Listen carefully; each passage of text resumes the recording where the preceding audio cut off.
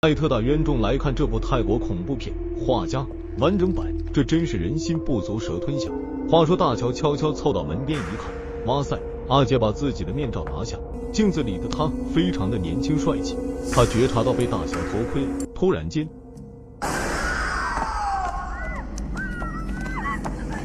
大乔被吓得懵逼了。阿杰就安慰他，这只不过是产生了错觉而已，应该是那些油画的颜料熏得人不舒服造成的。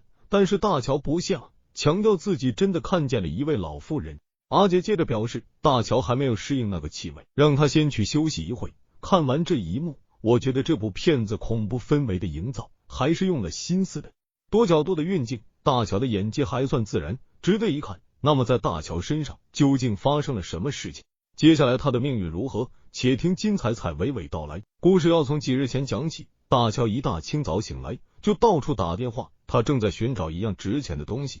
大乔还有个妹妹叫小乔，莫名的失踪多日，目前他也在到处寻找，而且他估计那件东西就是被小乔拿走了。实际上他口里的那件物品就是母亲生前所佩戴的手镯，没错，就是照片里那只镶满宝石的漂亮手镯。随后大乔仔细翻看小乔的社交网站信息，突然一张小乔上传的海报照片引起了他的注意。海报的内容是高薪招聘女模特1名。他仔细查看这条信息的发布时间，再联想到妹妹失踪的日子好像能高度重合在一起，那么小乔藏在那个画室的可能性最大。于是他就循着海报上的地址来到一家豪华别墅门外，这里是铁将军把门，外人根本无法进去的。不过似乎有人知道他要来，大铁门竟然自动打开，大乔推开门走了进去。您说这个妹纸的胆子大不大？他难道不怕被人嘎了腰子吗？大乔一路走进了主屋，里面似乎没见到有什么人，但是在客厅墙壁上有一张自画像。大乔看得正认真的时候，从楼梯上走下一个人，看那双修长的腿，应该是女人无疑。大乔就下意识的叫了妹妹的名字，但是那个人却反身回去不再下来。接着客厅有个蒙面的男阿杰叫住了大乔，问他打算做什么。大乔就灵机一动，表示自己是来应聘做模特的。阿杰就让大乔走过来看看他的模样。大乔思考了几秒钟，还是走进了那个蒙面男人。สรุปคุณจะรับฉันเข้าทำงานไหมคุณจะให้ผมรับคนที่ไม่รู้จักหัวนอนปลายเท้าเข้าทำงาน大乔觉得没戏了，就干脆直接问吧。于是就把手机里小乔的照片拿出来问阿杰是否见过他。阿杰摇了摇头，再三肯定没见过小乔。随后阿杰委婉的让他离开这里，但他还是不死心，就再次问阿杰还要不要女模特。阿杰平静的告诉大乔，他做不了这份工作。他应该看出大乔不是那种能吃苦的女人。大乔不服气，心想模特不就是把外衣一脱就能干了？阿杰开始说教起来。งานเปลือยมันไม่ใช่แค่งานแก้ผ้าแต่คุณต้องรู้สึกสัมผัสถึงจิตวิญญาณของคุณต้องมั่นใจในรูปร่างของคุณ最后阿杰就问大乔有胆子在这里把衣服脱了吗？大乔犹豫起来了，阿杰就开始冷嘲热讽，最后还用上了激将法，但大乔还是做不到把自己的衣服脱掉。他只好在阿杰的催促下离开这间别墅。到了门口，也不知哪根筋搭上了，心一横转身回去，就当着阿杰的面把衣服脱了。阿杰微笑的看着这一幕，立刻就让大乔上手做起了模特，两人一直画到了深夜。那个阿杰嘴巴很甜，一边画着画，一边不停的夸奖大乔的身材棒极了，简直就把大乔夸的就是天下独一无二的那种美。大乔听着很舒服，这是肯定的，但是他不会随便的就上当。而大乔就对阿杰蒙着脸感到好奇，问他为什么要这样做。阿杰一开始也不回答，大乔就不停的猜测，都被阿杰否定了。最后阿杰开口了，แต่ผมกลัวว่าถ้าผมถอดเราจะรู้จักกันมากเกินไปคุณจะไม่สวยเท่าเดิม。大乔也听得是在一知半解，但又不好意思继续问下去。半夜大乔支撑不住了，就打起了瞌睡。突然他被怪声惊醒，接着画室的灯熄灭了，突然有个长发的老女人爬了过来。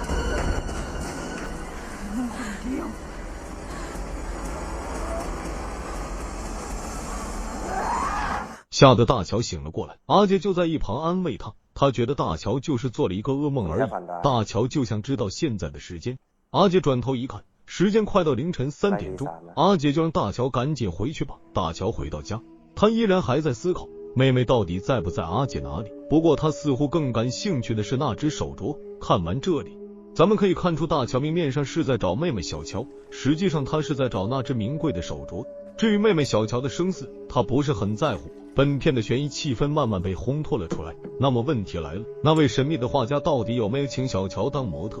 隔日大乔继续来到阿杰的画室做模特，他想法很简单，就是把小乔在这里的蛛丝马迹找出来。休息期间，他就在那些已经画好的作品里仔细的寻找。这时怪声响起，大乔有点紧张，阿杰恰到好处的赶来，搂住了大乔，慢慢还有要吻大乔的意思，但是遭到了大乔温柔的拒绝。其实这是阿杰在转移大乔的注意力，大乔当然不知，还以为是阿杰对他来了兴趣，然后就跟大乔聊起来那些画作。大乔默默的听着，阿杰的话语似乎很有魔力，渐渐大乔的眼神开始迷离了，竟然脱下了衣服。与此同时，在一块丝绸布的后面站着一位女人，她默默的看着这一切。大乔又回到凳子上摆好姿势，一动不动的等着阿杰的大作圆满画成。突然窗外又有怪声响起，大乔自然回头看看，但是阿杰就好奇的问大乔在干什么，仿佛他没有听见那种怪声似的。大乔就再次问阿杰，整栋别墅就是他一个人生活吗？阿杰再次肯定的答复。大乔就把自己的感觉说了出来，他总觉得有一个人在盯着他看。此时又快到凌晨3点钟了，阿杰就让大乔回家，他根本不想回答刚才大乔所提的那个问题。没错，窗帘的背后确实有个长发的女人，不过她一晃就消失了。看着到这里，咱们可以初步估计，这里真的有阿飘，大乔所感觉到都是真实。另外大家发现没有，阿杰每次都要求大乔最迟在凌晨3点之前离开别墅。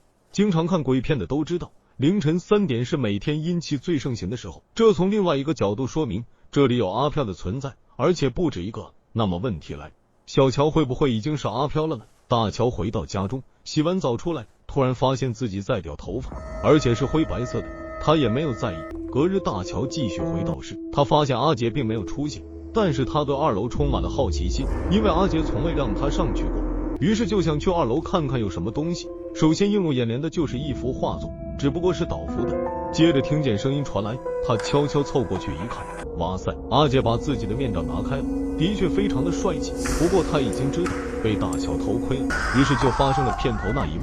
阿杰让大乔先去休息一会，阿杰带着大乔来到休息室，大乔还是惊魂未定，阿杰就把以前模特也发生过相同类型的事情说了一遍，意思就是让大乔不要紧张。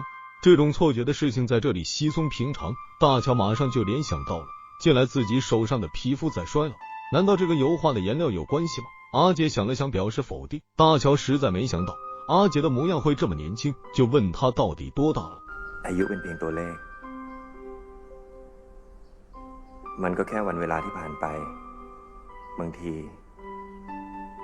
ผมอาจจะเด็กกว่าคุณ照就画得很晚，大乔就在那里发生琢磨，因为阿杰就是妹妹小乔喜欢的那种类型。阿杰面无表情的一边画画一边回答大乔的疑问。总之就是画室来过的女人多了去，他关注的只是画作，让大乔别往歪处想。另外来的女人当中，他没有见过小乔，阿杰反倒是好奇反问大乔，为什么自己去找妹妹而不报警？大乔也不回答，就问阿杰有没有见过戴着金手镯的女人。ผมไม่ได้สังเกต阿杰已经看出大乔心事重重，就问他到底发生了什么事情。大乔也不回答，只是阿杰赶紧画完这幅画，似乎他的耐心快用完了。阿杰知道今晚他无法再画下去了，因为模特的情绪不对也会影响到他，于是就让大乔早点回家休息。阿杰还是不死心，他觉得大乔到这里来就是为了找妹妹，就再次问大乔到底出了什么事情。大乔就只是说小乔失踪了，他很担心，但是他就一直认为แต่ฉันคิดว่าเขาอยู่ที่นี่จริงๆนะแต่คุณก็เห็นแล้วนี่原来母亲离世后，小乔在外面欠下了一大笔的债务，追债人都追到他这里来了。阿杰一听觉得凡是钱能解决的问题就不是问题，他可以帮忙的，让大乔把钱的数字说出来。大乔顿时有点感动，就问阿杰为什么要这样做。没想到阿杰竟然表示自己喜欢上大乔，这一瞬间大乔怦然心动，眼睛开始迷离了。阿杰就想吻大乔表示自己的爱意，接着两人的荷尔蒙大爆发。突然大乔又出现幻觉，映入眼帘的不是阿杰，而是那个长发的老女人，吓得大乔魂飞魄散，这个地方不能再待下去了。发着尖叫声，跌跌撞撞地爬出去，在门口处无意中先看了画作一角，然后头也不回地跑了。大乔回到家中，这才想起上网查找阿杰的底细，这一查又把大乔吓一跳。阿杰的确是一位绘画大师，他的年龄应该有80岁才是，可是为什么会这样的年轻？大乔惊呆了。可是大乔照旧回到阿杰那里把画做完成，肯定有的小伙伴觉得这不对啊，逻辑上讲不通啊，换做常人再也不敢去了。这个逻辑的确是没有错的，但是大乔为什么要去？因为他看见地上那幅画的一角，才让他下决心查出真相。阿杰就希望今天能把这幅画作完成，那样大乔就不会被颜料的气味影响到情绪不对。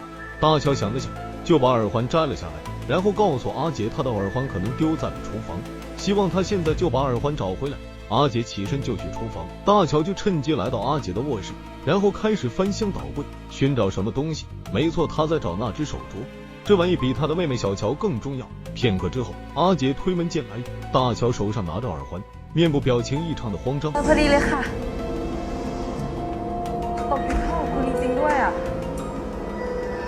ไม่รู้ทำไมฉันถึงคิดว่ามันตกอยู่ในห้องครัว。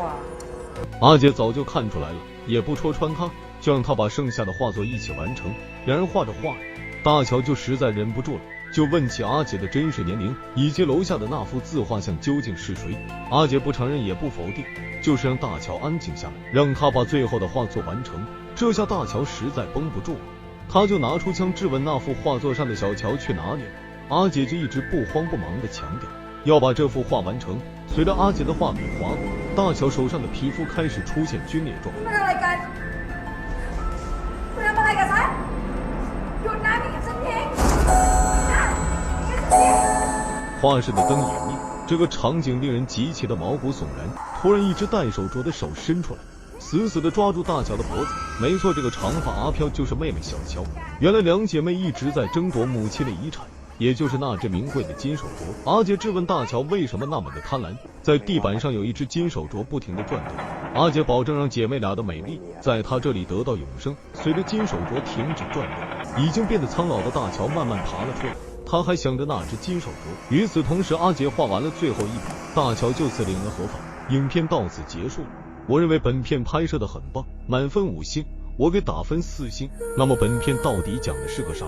咱们都知道泰国的民俗在东南亚还是很出名的。阿杰使用了采阴补阳之法，那些油画的颜料中肯定添加了什么东西，从而帮助阿杰吸食了每位模特的阳寿，从而延续自己英俊的面貌。片中的两姐妹只是受害人之一，只不过她们身上散发着铜锈味，完全没有了亲情，让人感到厌恶。好了，谢谢大家的捧场。